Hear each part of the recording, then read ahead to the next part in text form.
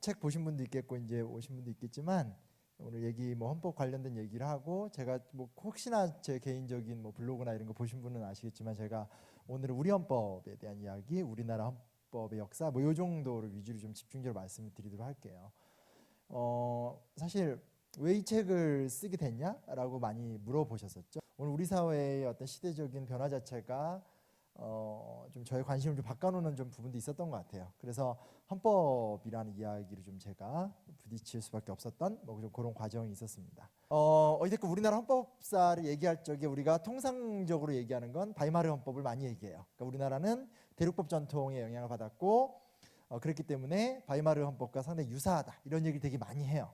틀린 말은 아니에요. 왜 틀린 말은 아니냐면 우리나라 헌법은 사실은 이제 일본의 일본 헌법의 영향을 받았고 일제 시대 때 유산을 갖고 있죠. 근데 그 일본이라는 나라가 또 이제 반대편에서 독일의 영향을 받아왔기 때문에 이제 그 헌법 학적으로 본다라면 그렇게 계승이 될 수 있죠.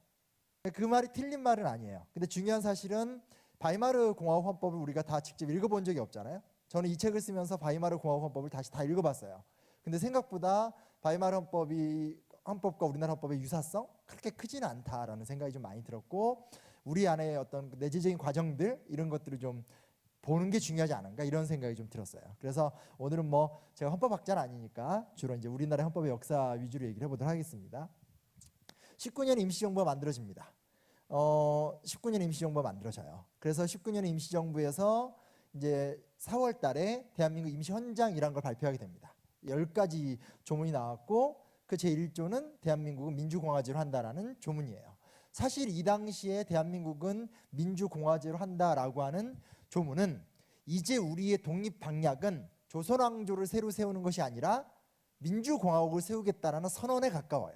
그러니까 좀 다른 거죠. 지금 오늘 우리가 생각하는 대한민국은 민주공화국이다라는 외침은 사실은 바로 이제 좀 있으면 여기 바로 옆에서 광장에서도 또 울려 퍼지겠지만 영화 변호인에 나오는 어떤 그런 우리나라가 민주주의 국가인데 왜 민주주의를 안 하냐라는 분노가 크잖아요. 그렇죠? 근데 사실은 이때는 어떤 오늘 우리의 분노라기보다는 1세대 독립운동가들이 꿈꿨던 조선왕조의 복귀가 아닌 새로운 나라를 세우겠다라는 선언적 의미로서 사실은 대한민국은 민주공화제로 한다는 의미였어요.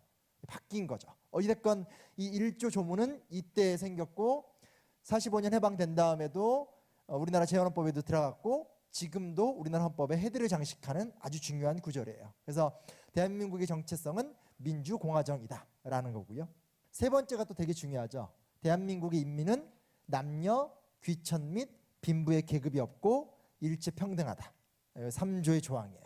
남성이건 여성이건 잘 살건 못 살건 계급이 없고 평등한 사회 그것이 우리가 바라보는 민족국가다라는 것을 선언을 하게 된 거죠. 선언하게 됩니다. 그 외 나머지 얘기들은 그냥 기본적인 이야기들로 보시면 됩니다. 이게 이렇게 해놓고 끝났으면 별 의미가 없었던 사건일 거예요. 근데 우리가 알다시피 많은 어려움에도 불구하고 임시정부는 20여 년간 지켜냈죠, 스스로를. 그래서 1941년이 되게 되면 대한민국 건국강령이라는 걸 발표하게 돼요. 이게 충칭에서, 그러니까 태평양 전쟁이 터지고 물론 그 전에 중일 전쟁이 터진 다음에 중국과 일본이 전면전으로 들어가게 되니까 이제 중국의 국민당 정부가 내륙으로 도망가게 되고 우리도 따라서 도망을 가게 됐죠. 거기서 우리가 앞으로 새로운 나라를 세운다면 지금은 건국이라는 단어를 그러니까 되게 부담스러운 단어가 됐잖아요. 그렇죠? 이게 지금 건국절 이런 말 하면 이제 신명한 뉴라이트 이런 소리가 돼서 이게 되게 안 좋지만 이때는 이제 그런 단어가 아니었어요. 그래서 이 건국을 한다라면 혹은 이때 썼던 말은 복국을 한다면 이런 말들이에요. 그러니까 복국이란 말은 다시 나라를 세운다라면. 근데 되게 중요한 말이 나옵니다. 조소왕, 삼균주의라는 이론적 바탕을 만든 조소왕이 뭐라고 얘기하냐? 이거 빨간 줄 쳐놨죠. 일제시대를 저 나쁜 놈들이 우리나라를 쳐들어왔다로 규명하는 게 아니에요. 그거는 초창기 얘기인 거고 일제가 우리나라를 식민 지배를 했는데 뭐가 문제가 일어났느냐를 세 가지로 개념 규정을 한 거예요. 첫째는 정치적 유린, 두 번째는 교육의 압박, 세 번째는 경제적 파멸이라는 거예요.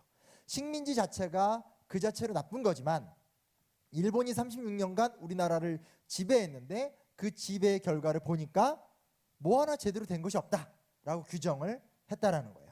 그렇다면 우리가 새로운 나라를 세울 건데 그 나라는 어떤 나라인가? 인민의 기본 권리와 생활을 보증해 주는 국가를 세우겠다. 그러니까 우리가 이 부분을 우리가 간과하면 안 되는 것이 여전히 우리한테는 독립운동사 하면 거의 안중근 의사의 이미지가 강해요. 여전히 우리는 폭탄을 던지고 죽이고, 그러나 그것은 사실은 그 이전 1910년대 때 이미지인 거고, 독립운동을 36년을 해오면서 40년대 초반에 우리 독립운동가들이 꿈꿨던 비전이라는 것은 어떤 새로운 사회를 설계할 것인가 라는 거였고, 그렇기 때문에 일제가 세운 일제 식민지가 이런 문제가 있고, 그런 상태에서 우리는 새로운 사회를 세워야 된다라는 목적의식에 닿았다라는 것이고, 그것을 그들이 대한민국 건국강령이라고 하는 5번째로 수정된 헌법에다 그 내용을 담았다라는 거예요. 우리 사회에서는 아직까지는 제가 느낀 게 있어요. 뭐가 있냐면 딱 2가지 흐름이에요. 2가지 흐름이 뭐냐? 첫 번째 흐름은 사람들이 현재 헌법이 뭘 말하지? 정도에 대한 관심사예요. 그게 한 흐름이 있고, 또 반대편 흐름에는 뭐가 있냐면 재헌헌법이 되게 좋다더라. 이게 우리나라 역사학자들이 많이 퍼뜨린 얘기들이죠. 재헌헌법이 현재 쓰는 헌법보다 더 좋다, 뭐 이런 얘기를. 제가 굳이 거기다 사족을 붙이고 다니는 얘기는 뭐냐면, 사실 재헌헌법보다 대한민국 건국강령에 나온 내용이 훨씬 더 튼실하다라는 얘기를 제가 보통 많이 얘기해요. 왜냐하면 대한민국 건국강령은 보다 더 과감한, 밑에 보면 뭐 사유재산의 일부를 몰수해서 국유화를 시킨다라든지, 개인의 균등한 생활을 위해서 사회를 재조직한다라든지, 재헌헌법보다 훨씬 더 과격한 발상들이 많이 들어가 있어요.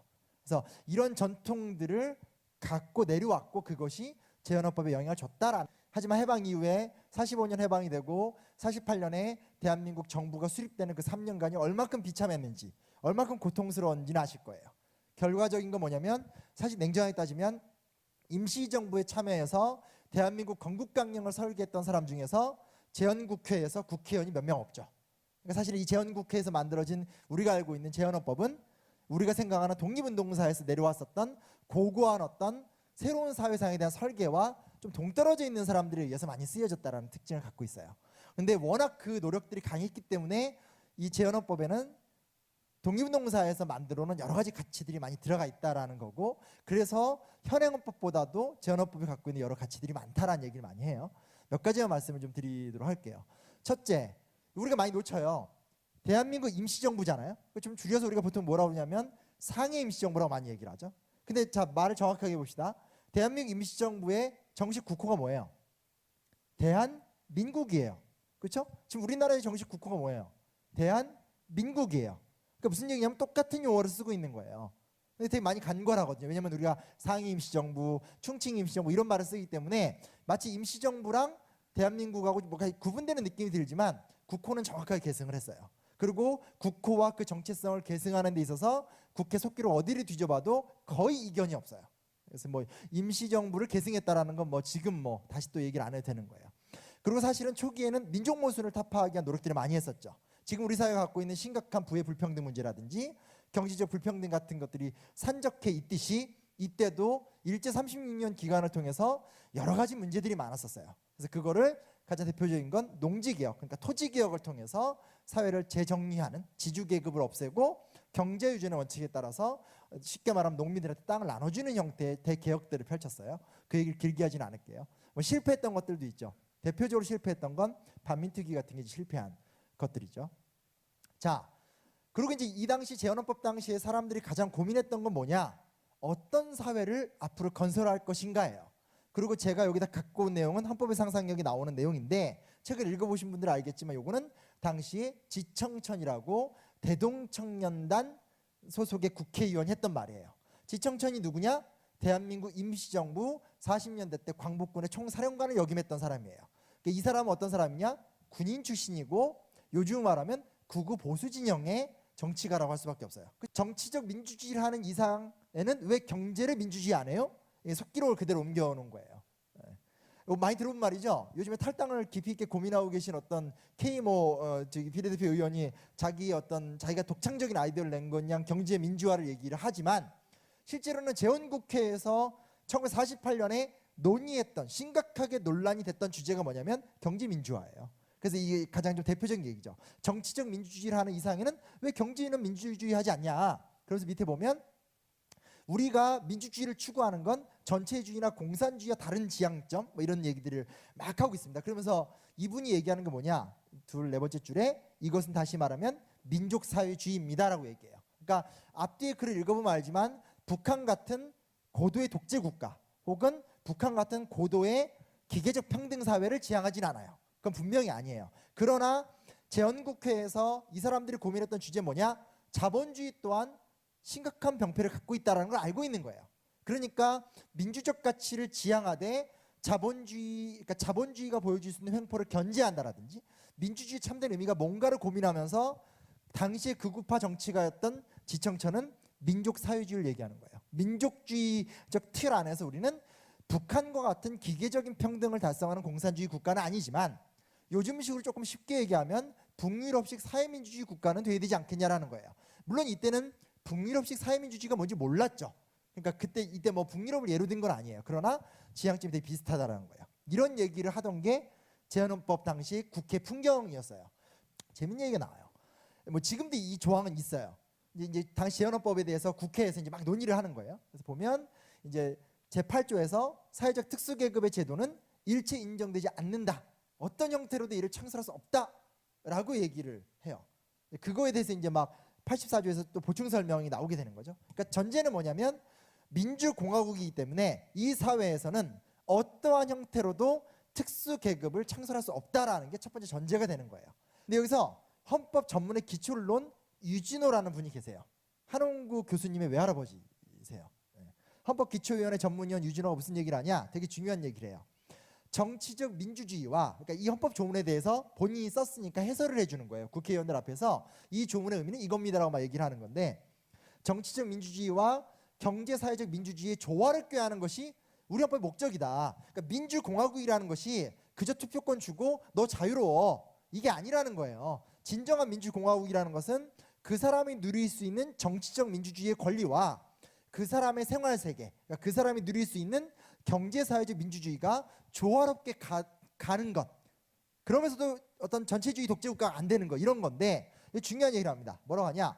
만약에 자유와 평등이라는 두 가치가 모순이 된다면 이것을 조화시키는 게 국가의 역할이다라고 얘기를 하게 되는 거예요. 이거 되게 중요한 부분이에요. 왜냐하면 어느 순간부터 우리 사회는 어느 순간이 아니죠. 독재 정권이 들어오면서부터 딱 나타났던 모습인데 어느 순간부터 우리 사회는 국가는 경제 발전의 주도자가 된다라든지 조금 거칠게 얘기하면 경제 발전을 주도하면서 자본가의 편을 들고 노동자를 탄압한다라든지 이렇게 굉장히 능동적 주체로서 우리나라 사회에서의 계급이라든지 이런 것들에 좀 영향을 주는 기득권을 대변하는 역할을 했다는 거예요. 근데 실제 제헌헌법에서 꿈꿨던 제헌 국회의원들의 어떤 국가에 대한 모습은 뭐냐? 자유와 평등이 어긋나기 시작했을 때 그것을 재조정해 주는 역할을 하는 것이 국가다라고 좀 얘기를 하게 되는 거죠. 오늘날 우리가 생각하고 오늘 우리가 답답해하고 있는 국가 상황이 좀 다른 부분이기 때문에 잘 좀 기억을 해두실 필요가 있습니다. 재밌는 게 있어요. 2장 국민의 권리 의무 제18조에 무슨 얘기가 나오냐? 영리를 목적으로 하는 사기업의 제일 위에 있는 박스예요. 이 서서는 근로자는 법률이 정하는 바에 의해서 이익의 분배에 균등할 권리를 지닌다. 말이 약간 어렵지만 쉽게 얘기하면 뭐냐면 기업가가 회사를 운영해서 이윤이 생길 거 아니에요? 그 이윤이 생겼을 때 그 이윤을 노동자는 공유할 권리를 갖는다라는 개념이에요. 이건 정말 충격적인 발상이에요. 기업 운영을 하는 데 있어서 기업 운영자가 독자적으로 모든 걸 다 설계해서 노동자들한테 이거 받고 떨어져 라고 하는 것이 아니라 기업 경영을 통해서 나오는 이윤은 노동자와 공유할 권리가 있다. 왜냐? 노동자도 또 하나의 경영 주체이기 때문에 라는 전제가 있는 거예요. 근데 이게 헌법에 들어가니까 논란이 막 벌어지는 거예요. 국회에서. 저는 이런 논란이 벌어질 줄 알았어요. 아, 저기 완전 빨갱이 발상이다. 이거 저기 다 빼버려야 된다. 어디 주는 대로 하면 되는 거고 이게 안 된다. 이거 완전 기밀성이다. 이렇게 얘기할 줄 알았어요. 근데 정말 흥미로운 게 뭐냐? 문시환 의원이 뭐라고 그러냐? 독일 헌법 156조와 이탈리아 헌법 155조를 보면 사회주의 국가가 아님에도 불구하고 유사한 조항이 있다. 이건 사회주의적 주장이 아니다.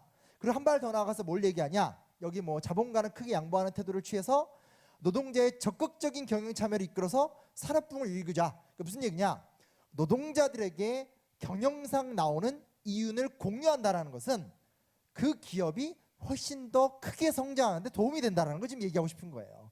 왜 노동자들에게 기회를 안 주냐? 왜 기업에서 나오는 이윤에 대해서 적극적 배당을 하지 않느냐 하면 우리 기업이 더 클 텐데.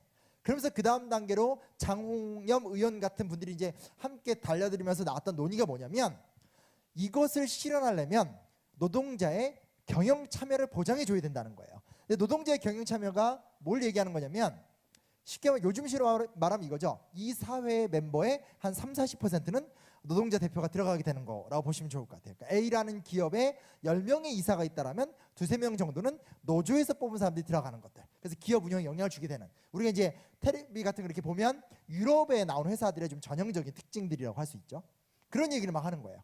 근데 저는 이제 책에다 다 쓰지 못했지만 이 논쟁을 다 봤을 거 아니에요? 보면 이게 대세예요. 대세고 이걸 반대하는 사람들도 뭐 이걸 빨갱이로 보는 것이 아니라 이거는 노동자들한테 부담이 되니까 노동상에 그러니까 경영상에 나오는 이윤만 공유하면 되지 이거 너무 부담 주면 안 된다. 이 정도로 반대를 하고 말아요. 그러니까 우리가 제일 처음에 설계했던 세계와 실제로 그 이후의 대한민국 역사의 발전 과정이 너무 다른 거예요. 너무 다른 거예요. 이거 우리가 좀 눈여겨볼 필요가 있어요. 그리고 뒤에 가서도 얘기해 주겠지만 이 균정권이라는 개념은 이승만 헌법이 2번 바뀌었고 이공화국 헌법이 3번, 그러니까 재헌헌법 이후 헌법이 3번 바뀌었잖아요. 그 동안에도 계속 이 조항은 있었어요. 언제 없어지게 되냐?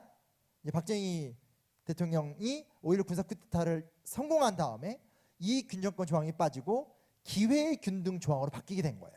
그래서 오늘 우리가 되게 익숙한 건 기회의 균등이죠.